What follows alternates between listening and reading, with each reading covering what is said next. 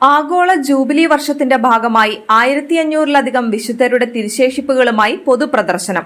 ചെന്നൈ ക്രോംപേട്ടിലെ അമലോത്ഭവ ദേവാലയത്തിൽ ഓഗസ്റ്റ് 15 മുതൽ 17 വരെ നടക്കുന്ന 3 ദിവസത്തെ പ്രദർശനം കാണാൻ 10,000-കണക്കിന് വിശ്വാസികൾ എത്തിച്ചേരും.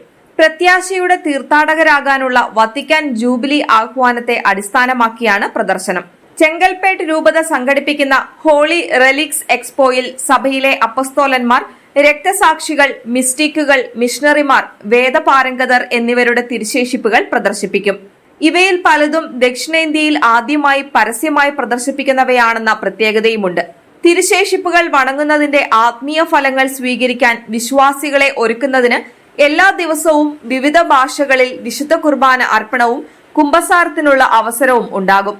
ഓഗസ്റ്റ് 15 ഇന്ത്യയുടെ സ്വാതന്ത്ര്യ ദിനത്തോടും പരിശുദ്ധ കന്യകാമറിയത്തിന്റെ സ്വർഗാരോപണ തിരുനാളിനോടും അനുബന്ധിച്ച് Madras Mylapore archbishop emeritus doctor M Chinnappa SDBയുടെ നേതൃത്വത്തിൽ തമിഴിൽ അർപ്പിക്കുന്ന കുർബാനയോടെ പരിപാടികൾ ആരംഭിക്കും. തുടർന്ന് രാവിലെ 8:30 ഔദ്യോഗിക ഉദ്ഘാടനവും തിരുശേഷിപ്പ് പ്രദക്ഷിണവും നടക്കും. തമിഴ്, ഇംഗ്ലീഷ്, മലയാളം ഭാഷകളിൽ വിശുദ്ധ കുർബാന അർപ്പണം തുടർച്ചയായി ക്രമീകരിച്ചിട്ടുണ്ടെന്നും ചെങ്കൽപ്പേട്ട് രൂപത അറിയിച്ചു. ഇത് വെറുമൊരു പരിപാടിയല്ലെന്നും ജീവിതത്തിൽ ഒരിക്കൽ മാത്രം സംഭവിക്കുന്ന കൂടിക്കാഴ്ചയാണിതെന്നും ലോകത്തെ രൂപപ്പെടുത്തിയ വിശുദ്ധി അനുഭവിക്കാൻ എല്ലാവരെയും ക്ഷണിക്കുകയാണെന്നും ഫാദർ ജി ബാക്കിയ റെജിസ് പറഞ്ഞു.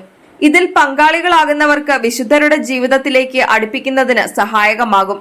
ഒപ്പം വിശ്വാസം പുതുക്കി ആഴപ്പെടുന്നതിന് സഹായിക്കുമെന്ന് പ്രതീക്ഷിക്കുന്നതായും ഫാദർ ജി ബാക്കിയ റെജിസ് അഭിപ്രായപ്പെട്ടു.